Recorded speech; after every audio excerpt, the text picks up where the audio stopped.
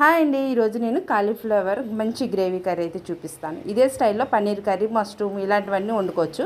ముందైతే కాలీఫ్లవర్ని కట్ చేసి పక్కన పెట్టాను. ఉల్లిపాయ పేస్ట్ చేసి పెట్టాను. టమాటో, కొబ్బరి, జీడిపప్పు పేస్ట్ అయితే పక్కన పెట్టాను.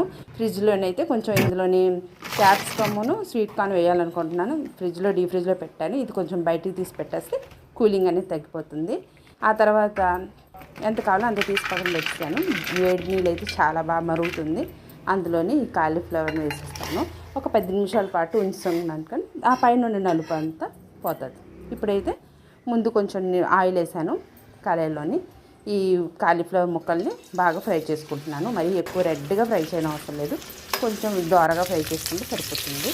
ఆ తర్వాత ఇందులోని క్యాప్సికమ్ కూడా వేసాను. ఇది కూడా ఫ్రై అయిపోయిన తర్వాత దీన్ని పక్కన తీసేస్తాను.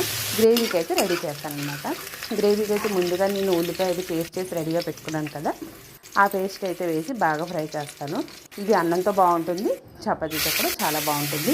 నేను ఎలా ఉండానో అదే టైప్లోని నేను పన్నీరు, మష్రూమ్ కూడా సేమ్ ఇలాగే వండుతాను.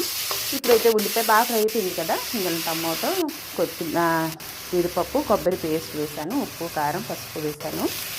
గరం మసాలా ఎక్కువ వేయండి, ఇందులోని చాలా తక్కువ వేస్తాను. కొంచెం ధనియాలు, జీలకర్ర పొడి కూడా వేసాను.